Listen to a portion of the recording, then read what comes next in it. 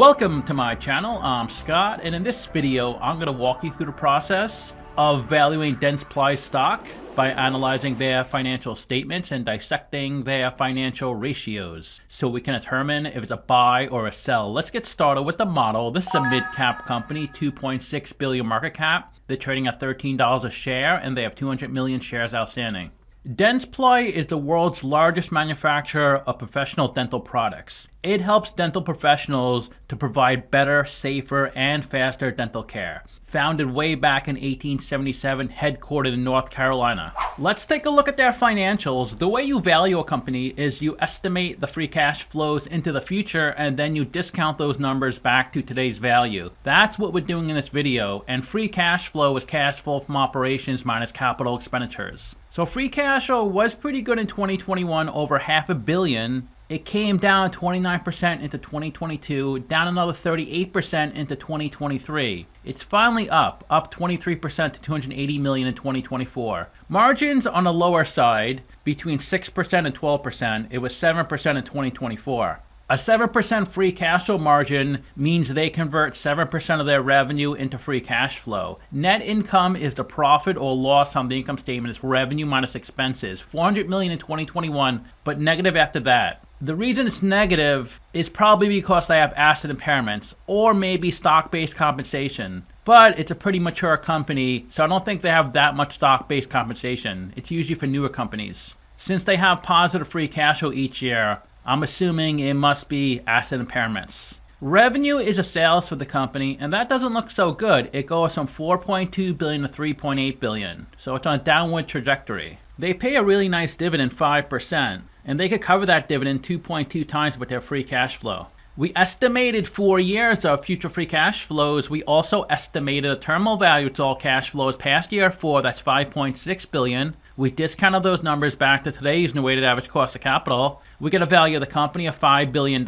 We divide that by 200 million shares. And we get a calculated stock price of $25. They're trading at $13, so they're trading at a 48% discount. It's a really strong buy according to the model. With a 5% dividend, I may put some money into this stock. It looks really good. If you notice, the free cash flow estimates are identical, 281 each year. That's because my WACC of 10% equals my growth rate of 10%. I project their future free cash flow growth at 10%, at least for the next 4 years. And the discount rate is 10%, so it has to be the same exact number each year. The terminal value is 2.5%. You can't really have a growth of 10% in perpetuity, because at some point your company will be bigger than the entire economy. Because the entire economy grows with inflation, usually around 2.5–3%. There are 54 companies in the same industry as DENTSPLY, and if they have a number in red, they're worse than the median. If they have a number in blue, they're better. They don't spend too much in CapEx, 180 million. They are a manufacturer, so they definitely need to spend in CapEx, but they're a small company. Debt to equity ratio is a bit high. It's one of the higher ones on this list. The only two higher are Haemonetics and Baxter. They pay the highest dividend, 5%. When a company pays a dividend of 5%, it's likely their market cap has been coming down the past 6 to 18 months. They generate 280 million free cash flow, a lot lower than the median average. They rank 20th in market cap. They generate 280 million free cash flow, a lot lower than the median average. They rank 20th in market cap, also a lot lower than the median average. The highest is Intuitive Surgical, 170 billion.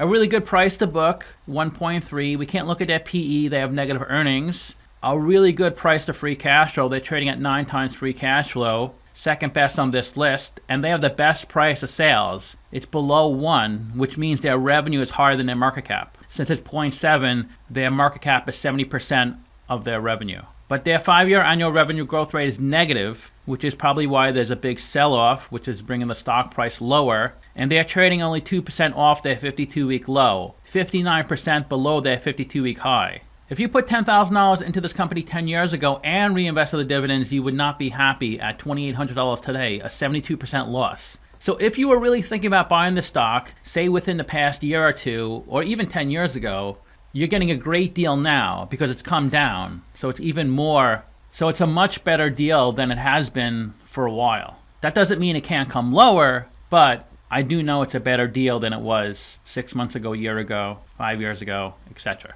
So to summarize, I have them trading at a 48% discount, ranking 7 out of 10. It does look like a really good short-term buy, 8 out of 10. Same thing with long-term. It looks like a really good value, especially with the nice dividend and the stock price coming down so much the past decade. Really good ratios, great price to free cash flow, 8 out of 10. Financials not so great, 3 out of 10. Everything's coming down, so hopefully the company rebounds soon. But even with $3.8 billion of revenue, $280 million of free cash flow, there is value there. Even if they plateau, they are profitable. So at some point the stock will come up, unless of course they keep regressing and revenue and free cash flow keep coming down. Let's take a look at their fourth quarter presentation slides. Here are some highlights, operational updates. Phase 2 transformation actions largely complete, on track to achieve savings targets. So it looks like they're cutting expenses. Virtual sales team fully staffed, over 8,000 unique customer touchpoints to date.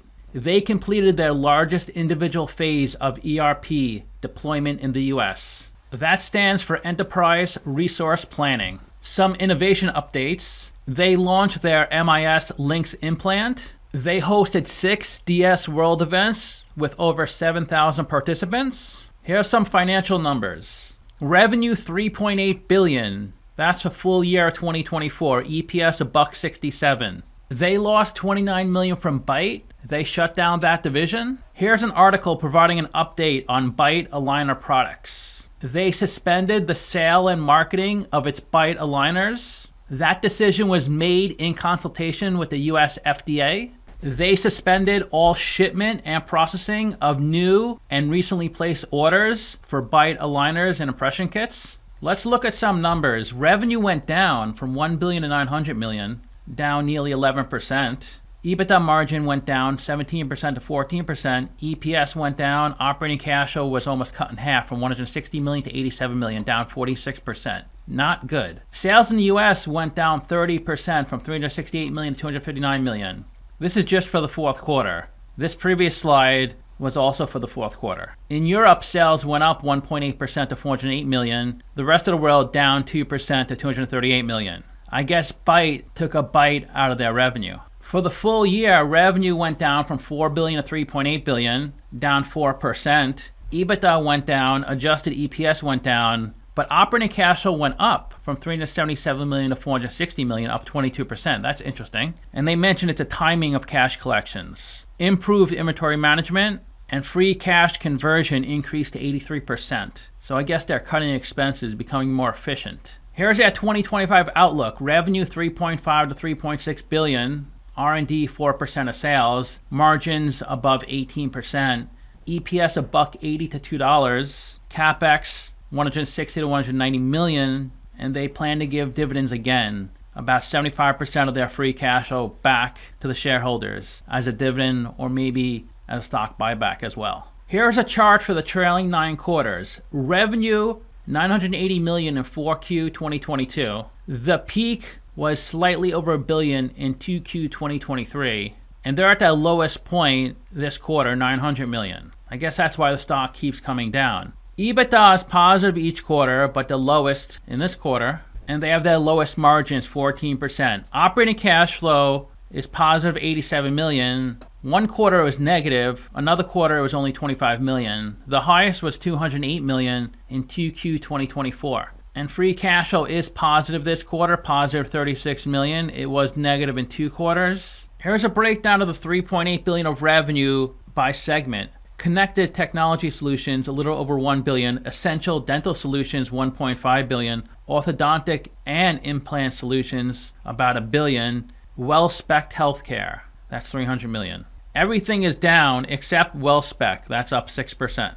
Same thing for the quarter, everything is down except Well-Spec. Orthodontic is down a lot, 29%, because of Byte. Here's their operating income by segment. So they do have positive operating income in each segment. Essential Dental Solutions is their biggest, $479 million, which is flat from last year. Everything else is down. Orthodontic is cut in half, $156 million to $80 million. And this is the reason they have a loss. Like I said earlier, asset impairments, $1 billion of goodwill and intangible asset impairments. That's when you decrease the value of an asset on your balance sheet and pass through the loss onto your income statement. This is probably from Byte. Here's their shares outstanding, 199 million. And this is as of December 2024. But last year it was 210 million. So it looks like they are using a lot of the funds to buy back stock in addition to giving a dividend. They did have a loss of 900 million for 2024, but they have positive EBITDA 630 million because you have to add back that impairment when you calculate EBITDA. Well, actually you don't have to add it back for EBITDA, but for adjusted EBITDA you add back impairments. For regular EBITDA, you would just add back interest, taxes, depreciation, and amortization. So that's why their adjusted EBITDA margin went down from 17% to 16.6%, because their EBITDA went down from 690 million to 630 million, and their sales went down from 4 billion to 3.8 billion. Let's take a look at the stock on Simply Wall Street. Its last price, $13, up 0.5% in the past week, down 58% in the past year. Really struggling in the past year. Much worse than S&P 500. It looks like they started trading a long time ago, back in 1990. And this is stock split adjusted because it was under $1 a share. Imagine getting in 1990 for $1, and at one point it's almost 70. You're up 70x, but the stock is down about 80% from the peak. It did get to a really high point in 2017, came way down in 2018, back up, then down during COVID. Was in May 2021 at 70, and it struggled quite a bit since then.